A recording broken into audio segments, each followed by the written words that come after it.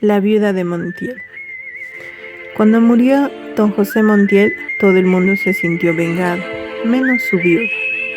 Pero se necesitaron varias horas para que todo el mundo creyera que en verdad había muerto.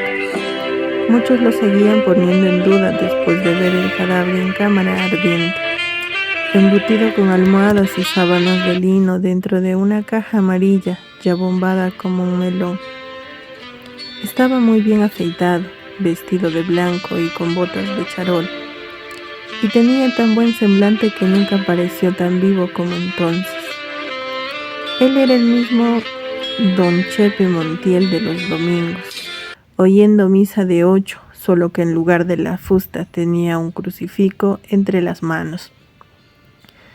Fue preciso que atornillaran la tapa del ataúd y que lo emparedaran en el aparatoso mausoleo familiar para que el pueblo entero se convenciera de que no se estaba haciendo el muerto.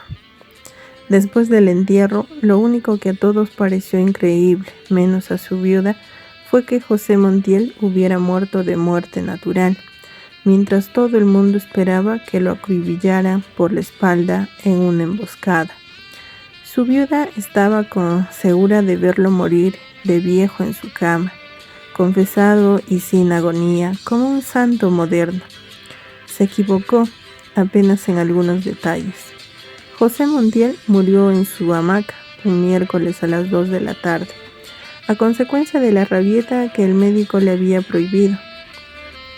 Pero su esposa esperaba también que todo el pueblo asistiera al entierro y que la casa fuera pequeña para recibir tantas flores.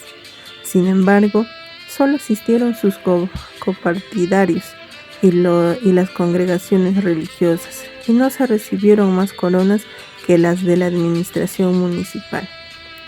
Su hijo, desde su puesto consular de Alemania, y sus 2 hijas, desde París, mandaron telegramas de 3 páginas. Se veía que los habían redactado de pie, con la tinta multitudinaria de la oficina de correos, y que habían roto muchos formularios antes de encontrar $20 de palabras.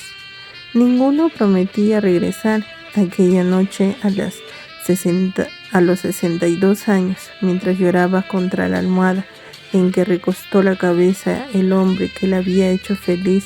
La viuda de Montiel conoció por primera vez el sabor de un resentimiento. Me encerraré para siempre, pensaba. Para mí es como si me hubiera metido en el mismo cajón de José Montiel. No quiero saber nada más de este mundo. Era sincera. Aquella mujer frágil, lacerada por la superstición, casada a los 20 años por voluntad de sus padres, con el único pretendiente que le permitieron ver a menos de 10 metros de distancia.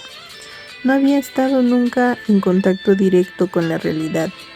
3 días después de que sacaron de la casa el cadáver de su marido, comprendió a través de las lágrimas que debía reaccionar, pero no pudo encontrar el rumbo de su nueva vida. Era necesario empezar por el principio. Entre los innumerables secretos que José Montiel se había llevado a la tumba, se fue enredada la combinación de la caja fuerte. El alcalde se ocupó del problema. Hizo poner la caja en el patio, apoyada al paredón, y 2 agentes de la policía dispararon sus fusiles contra la cerradura. Durante toda una mañana, la viuda oyó desde el dormitorio las descargas cerradas y sucesivas ordenadas a gritos por el alcalde. Esto era lo último que faltaba, pensó. 5 años rogando a Dios que se acaben los tiros, y ahora tengo que agradecer que disparen dentro de mi casa. Aquel día hizo un esfuerzo de concentración, llamando a la muerte, pero nadie le respondió. Empezaba a dormirse cuando una tremenda explosión sacudió los cimientos de la casa. Habían tenido que dinamitar la caja fuerte. La viuda de Montiel lanzó un suspiro. Octubre se eternizaba con sus lluvias pantanosas y ella se sentía perdida, navegando sin rumbo en la desordenada y fabulosa hacienda de José Montiel. El señor Carmichael antiguo y diligente servidor de la familia, se había encargado de la administración. Cuando por fin se enfrentó al hecho concreto de que su marido había muerto, la viuda de Montiel salió del dormitorio para ocuparse de la casa. La despojó de todo ornamento, hizo forrar los muebles en colores luctuosos y puso lazos fúnebres en los retratos del muerto que colgaba de las paredes. En 2 meses de encierro había adquirido la costumbre de morderse las uñas. Un día, los ojos enrojecidos e hinchados de llanto de tanto llorar, se dio cuenta de que el señor Carmichael entraba a la casa con el paraguas abierto. «Cierre ese paraguas, señor Carmichael», le dijo. «Después de todas las desgracias que tenemos, solo nos faltaba que usted entrara a la casa con el paraguas abierto». El señor Carmichael puso el paraguas en el rincón. Era un negro viejo, de piel lustrosa, vestido de blanco y con pequeñas aberturas hechas a navaja en los zapatos para aliviar la presión de los callos. «Es solo mientras se seca». Por primera vez desde que murió su esposo, la viuda abrió la ventana. «Tantas desgracias y además este invierno», murmuró, mordiéndose las uñas. «Parece que no va a escampar nunca». «No escampará ni hoy ni mañana», dijo el administrador. «Anoche no me dejaron dormir los callos». Ella confiaba en las predicciones atmosféricas de los callos del señor Carmichael. Contempló la placita desolada, las casas silenciosas, cuyas puertas no se abrieron para ver el entierro de José Montiel, y entonces se sintió desesperada con sus uñas, con sus tierras sin límites y con los infinitos compromisos que heredó de su esposo y que nunca lograría comprender. «El mundo está mal hecho», sollozó. Quienes la visitaron por esos días tuvieron motivos para pensar que había perdido el juicio, pero nunca fue más lúcida que entonces.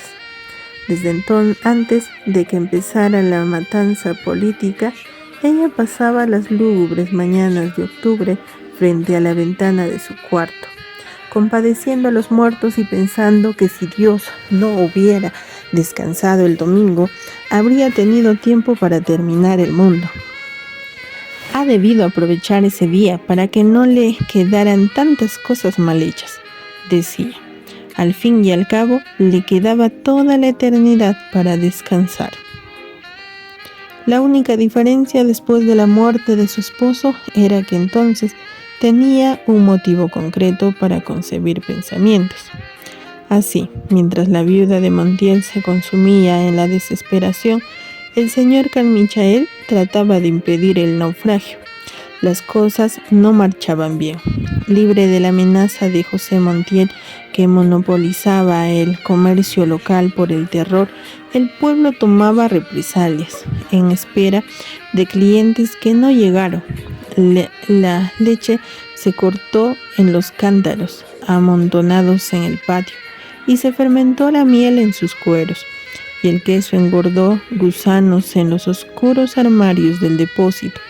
En su mausoleo adornado con bombillas eléctricas y arcángeles en imitación de mármol, José Montiel pagaba 6 años de asesinatos y tropelías. Nadie en la historia del país se había enriquecido tanto en tan poco tiempo. Cuando llegó al pueblo el primer alcalde de la dictadura, José Montiel era un discreto partidario de todos los regímenes, que se había pasado la mitad de la vida en calzoncillos, sentado a la puerta de su piladora de arroz. En un tiempo disfrutó de una cierta reputación de afortunado y buen creyente, porque prometió en voz alta regalar al templo un San José de tamaño natural si se ganaba la lotería, y 2 semanas después se ganó 6 fracciones y cumplió su promesa. La primera vez que se le vio usar zapatos fue cuando llegó el nuevo alcalde, un sargento de la policía, zurdo y montaraz, que tenía órdenes expresas de liquidar la oposición. José Montiel empezó por ser su informador confidencial. Aquel comerciante modesto, cuyo tranquilo humor de hombre gordo no despertaba la menor inquietud, discriminó a sus adversarios políticos en ricos y pobres. A los pobres los acribilló la policía en la plaza pública. A los ricos les dieron un plazo de 24 horas para abandonar el pueblo. Planificando la masacre, José Montiel se encerraba días enteros con el alcalde en su oficina sofocante, mientras su esposa se compadecía de los muertos. Cuando el alcalde abandonaba la oficina, ella le cerraba el paso a su marido. «Ese hombre es un criminal», le decía. «Aprovecha tus influencias en el gobierno para que se lleven a esa bestia que no va a dejar un ser humano en el pueblo». Y José Montiel, tan atareado en esos días, la apartaba sin mirarla, diciendo: «No seas pendeja, en realidad su negocio no era la muerte de los pobres, sino la expulsión de los ricos». Después de que el alcalde les perforaba las puertas a tiros y les ponía el plazo para abandonar el pueblo, José Montiel les compraba sus tierras y ganados por un precio que él mismo se encargaba de fijar. «No seas tonto», le decía a su mujer, «te arruinarás ayudándolos para que no se mueran de hambre en otra parte, y ellos no te lo agradecerán nunca». Y José Montiel, que ya ni siquiera tenía tiempo de sonreír, la apartaba de su camino diciendo: «Vete para tu cocina y no me fríes tanto». A ese ritmo, en menos de un año estaba liquidada la oposición y José Montiel era el hombre más rico y poderoso del pueblo. Mandó a sus hijas para París, consiguió a su hijo un puesto consular en Alemania y se dedicó a consolidar su imperio, pero no alcanzó a disfrutar 6 años de su desaforada riqueza. Después de que se cumplió el primer aniversario de su muerte, la viuda no oyó crujir la escalera sino bajo el peso de una mala noticia. Alguien llegaba siempre al atardecer. «Otra vez los bandoleros», decían. «Ayer cargaron con un lote de 50 novillos». Inmóvil en el mecedor, mordiéndose las uñas, la viuda de Montiel solo alimentaba su resentimiento. «Yo te lo decía, José Montiel», decía hablando sola. «Este es un pueblo desagradecido, y aún estás caliente en tu tumba y ya todo el mundo nos volteó la espalda». Nadie volvió a la casa. El único ser humano que vio en aquellos meses interminables en que no dejó de llover fue el perseverante señor Carmichael, que nunca entró a la casa con el paraguas cerrado. Las cosas no marchaban mejor. El señor Carmichael había escrito varias cartas al hijo de José Montiel. Le sugería la conveniencia de que viniera a ponerse al frente de los negocios y hasta se permitió hacer algunas consideraciones personales sobre la salud de la viuda. Siempre recibió respuestas evasivas. Por último, el hijo de José Montiel contestó francamente que no se atrevía a regresar por temor de que le dieran un tiro. Entonces el señor Carmichael subió al dormitorio de la viuda y se vio precisado a confesarle que se estaba quedando en la ruina. «Mejor», dijo ella, «estoy hasta la coronilla de quesos y de moscas. Si usted quiere, llévese lo que le haga falta y déjeme morir tranquila». Su único contacto con el mundo a partir de entonces fueron las cartas que escribía a sus hijas a fines de cada mes. «Este es un pueblo maldito», les decía. «Quédense allá para siempre y no se preocupen por mí. Yo soy feliz sabiendo que ustedes son felices». Sus hijas se turnaban para contestarle. Sus cartas eran siempre alegres y se veían que habían sido escritas en lugares tibios y bien iluminados, que las muchachas se veían repetidas en muchos espejos cuando se detenían a pensar. Tampoco ellas querían volver. «Esto es la civilización», decía. «Allá, en cambio, no es un buen medio para nosotras. Es imposible sobrevivir en un país tan salvaje, donde asesinan a la gente por cuestiones políticas». Leyendo las cartas, la viuda de Montiel se sentía mejor y aprobaba cada frase con la cabeza. En cierta ocasión, sus hijas le hablaron de los mercados de carne de París. Le decían que mataban unos cerdos rosados y los colgaban enteros en la puerta, adornados con coronas y guirnaldas de flores. Al final, una letra diferente a la de sus hijas había agregado: imagínate que el clavel más grande y más bonito se lo ponen al cerdo en el culo. Leyendo aquella frase por primera vez en 2 años, la viuda de Montiel sonrió. Subió a su dormitorio sin apagar las luces de la casa y antes de acostarse, volteó el ventilador eléctrico contra la pared. Después extrajo de la gaveta de la mesa de noche unas tijeras, el cilindro de esparadrapo y el rosario, y se vendó la uña del pulgar derecho. Irritada por los mordiscos, luego empezó a rezar, pero al segundo misterio cambió el rosario a la mano izquierda, pues no sentía las cuentas a través del esparadrapo.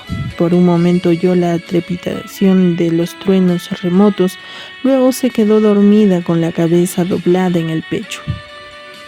La mano con el rosario rodó por su costado y entonces vio a mamá grande en el patio con una sábana blanca y un peine en el regazo destripando piojos con los pulgares. Le preguntó: ¿cuándo me voy a morir? La mamá grande levantó la cabeza: cuando te empiece el cansancio del brazo.